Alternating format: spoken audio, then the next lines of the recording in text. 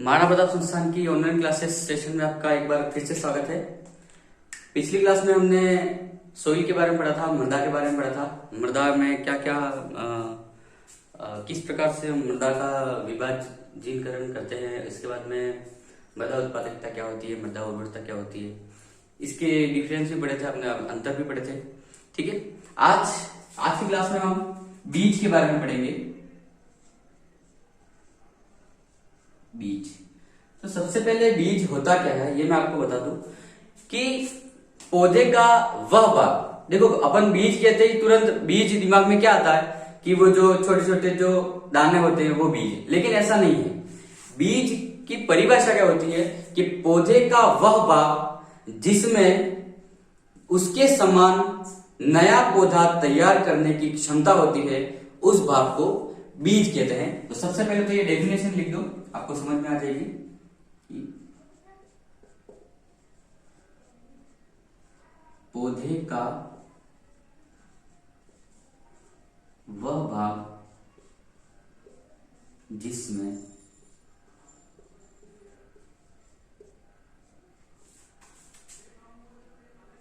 अपने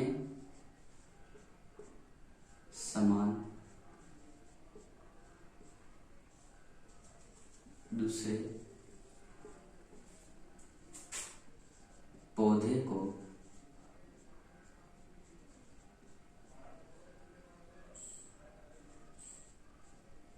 जन्म देने की क्षमता होती है।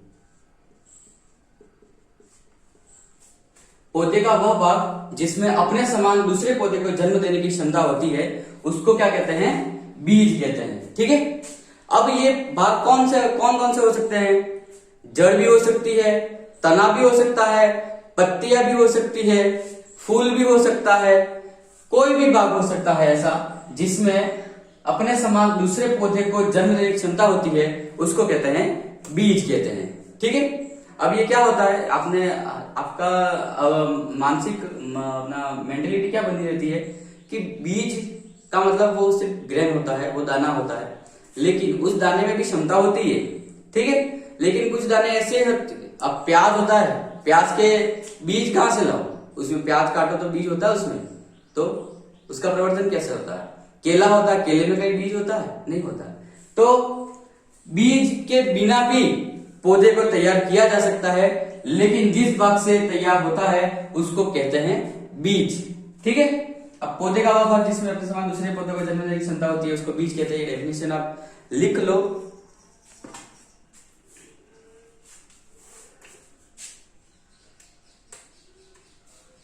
तो बीज क्या होता है ये तो हमने देख लिया, लेकिन अब बीज होते कितने प्रकार के हैं वो देखेंगे, बीज के बारे में अच्छे से अध्ययन करेंगे। तो देखो, एक पौधा है कोई भी, उसको वो प्रवर्धन के द्वारा उग सकता है। देखो, एकमात्र ऐसा पौधा है जिसका प्रवर्धन बीज द्वारा होता है और जिसका प्रवर्धन होता है।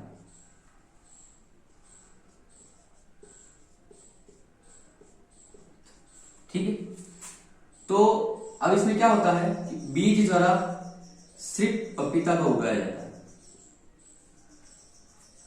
ठीक है, ये हॉर्टिकल्चर की बात कर रहा हूं मैं, जो अपने जो उद्यान विज्ञान है उसमें पपीता। इसके बाद में अनाज वाली फसलें हैं, वो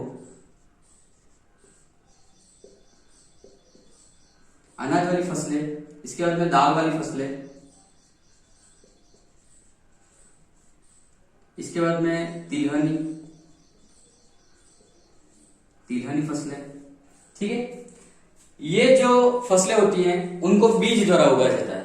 और बाकी जितनी भी फसलें होती हैं, जितने भी, जैसे कि आम हो गया, कोई और दूसरी, केला हो गया, खजूर हो गया, जितने भी चीजें हैं उन सबका प्रवर्धन किससे होता है? प्रवर्धन द्वारा होता है, बडिंग द्वारा होता है, ग्राफ्टिंग द्वारा होता है। वो सब अलग अलग विधियां हैं, वो डिटेल में आपको हॉर्टिकल्चर में पढ़ाई जाएगी, ये एग्रोनॉमी चल रही है इसलिए। ठीक है, तो आपको बस इतना ध्यान रखना है कि जो पपीता होता है फलदार वृक्ष में, उसको, और अनाज वाली फसलें, दाल वाली फसलें और तिलहन जितनी फसलें हैं उनको किससे उगाया जाता है? बीज द्वारा उगाया जाता है। ठीक है, ये अपना क्लियर हो गया। इसके बाद में अब ये देखेंगे कि अपन पढ़ तो बीज रहे हैं, वो ग्राफ्टिंग बडिंग वो तो अपन हॉर्टिकल्चर में पढ़ेंगे बाद में, जब अगले चैप्टर आएंगे तब। लेकिन अभी हमको पढ़ना है कि बीज कितने प्रकार के होते हैं। तो बीज के प्रकार, ठीक है। अब इसमें कुछ इस तरह से आपको लिखना है।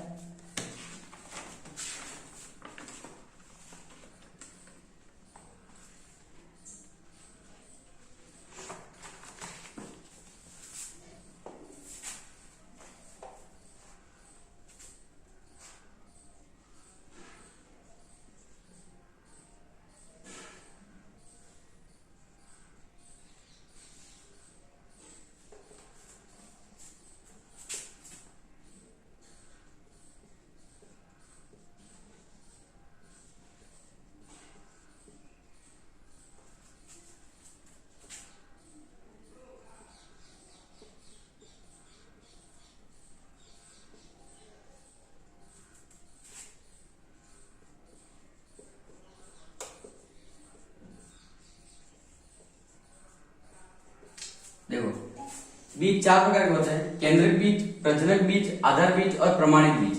ठीक है, इसको इस प्रकार से अपन विभाजित कर सकते हैं। ठीक है, एक इस प्रकार से आपको एक सारणी बनानी है। अब केंद्रक बीज में क्या होता है वो देखेंगे कि केंद्रक बीज होता क्या है। सबसे पहले तो देखो, जितने भी सर्टिफाइड बीज आते हैं अपने पास में, मतलब जब अपन कहीं दुकान से या समिति से खरीदते हैं, लाते हैं, तो सबसे पहले केंद्रक बीज होता है वो किसी संस्थान में किसी वैज्ञानिकों द्वारा खोज की जाती है। इसकी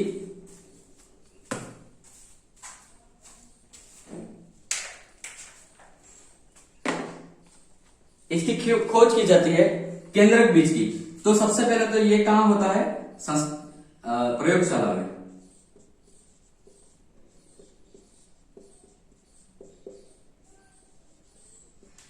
केंद्रक बीज कहां होता है? प्रयोगशाला में। केंद्रक बीज प्रयोगशाला में बनता है। इसके बाद में जो प्रजनक बीज है वो क्या होता है? वो भी प्रयोगशाला में ही रहता है।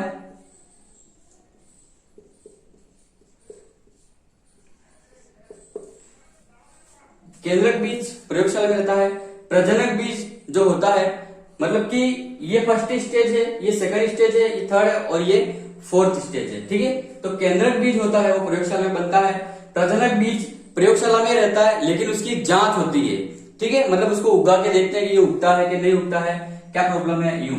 इसके बाद में क्या होता है? आधार बीज आता है। वो क्या होता है? जो वितरित करने वाली संस्थानें हैं, जैसे कि अपना लैब्स है, इसके बाद में जो कृषि की जो बीज बिक्री की दुकान है उस पर आता है। तो ये कहां आता है? बिक्री संस्थान पर।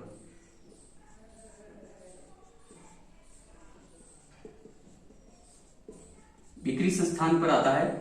और प्रमाणित बीज किसान के पास आता है। ठीक है, ये किसान के पास आता है, प्रमाणित बीज इसके पास में आता है। इसके बाद में अगला देखेंगे हम, तो केंद्रक बीज जो होता है वो किसके द्वारा बनाया जाता है? देखो, तो केंद्रक बीज होता है वो वैज्ञानिक द्वारा बनाया जाता है। ठीक है, प्रजनक बीज होता है उसकी जांच कौन करते हैं? वो भी वैज्ञानिक ही करते हैं। ठीक है, आधार बीज की जांच कौन करते हैं? तो सर्टिफाइड जो संस्थान होते हैं वो करते हैं। तो जो जांच कमेटी बोलते हैं उनको, वो जांच करती है। और प्रमाणित बीज किसान के पास आता है तो किसान जांच करता है। ठीक है, ये आ गया समझ में आपको यहां तक। तो अब अगला मैं थोड़ा सा मिटा के फिर लिखूंगा, इसको लिख लो फटाफट से आप।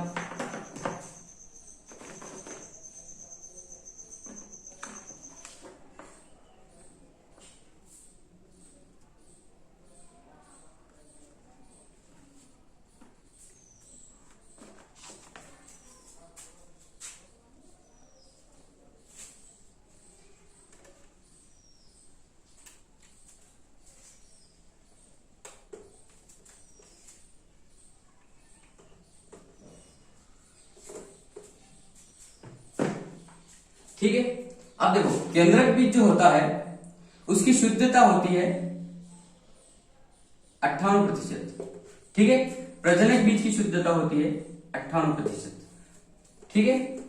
इसके बाद में जो आधार बीज होता है उसकी जो शुद्धता, आधार बीज की शुद्धता होती है 75% और प्रमाणित बीज की शुद्धता होती है 75%। मतलब ये क्या है, ये आपको समझ में नहीं आ रहा होगा, मैं आपको समझा देता हूं कि जब केंद्रक बीज बनता है तब उसमें 98% शुद्धता मापी जाती है। मतलब अगर 100 बीज होते हैं उसमें से 2 ही बीज खराब होंगे, ऐसा ये प्रमाणित करते हैं। केंद्रक बीज जो बनाते हैं वो 98% शुद्धता।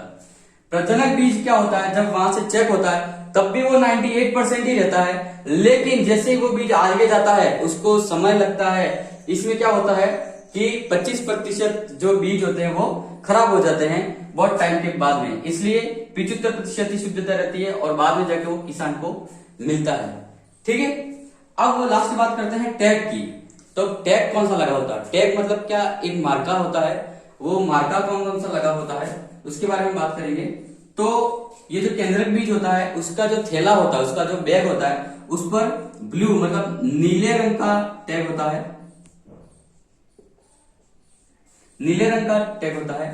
प्रजनक बीज पर सुनहरा पीला, इस पर सुनहरा पीले रंग का टैग होता है। आधार बीज पर सफेद रंग का टैग होता है, सफेद रंग का टैग होता है। सॉरी इस पर हरे रंग का होता है एक्चुअली, सॉरी, और इस पर होता है नीले रंग का टैग होता है, ठीक है।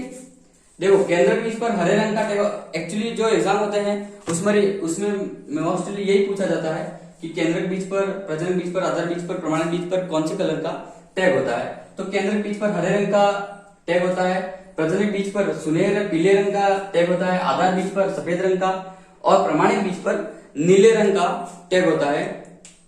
तो इस प्रकार से ये टैग होते हैं, ये टैग ही पूछे जाते हैं ज्यादातर, क्योंकि ये टैग इंपॉर्टेंट होते हैं पहचान करने के लिए। ये पहचान है कि अगर हरे रंग का टैग है तो इसका मतलब ये केंद्रक बीज है, सीधा अपने पास में आया है, जो संस्थान, जो बनाने वाले संस्थान है वहां से आया है। प्रजनक बीज है तो इसके बाद में चेक होकर आया है सुनहरा पीले रंग का। इसके बाद में आधार बीज है, सफेद अगर टैग मिलता है, ये ज्यादातर सफेद टैग ही होते हैं, आजकल उसको भूरे रंग में परिवर्तित कर दिया गया है, सफेद, यहाँ पे आप लिख दो नीचे।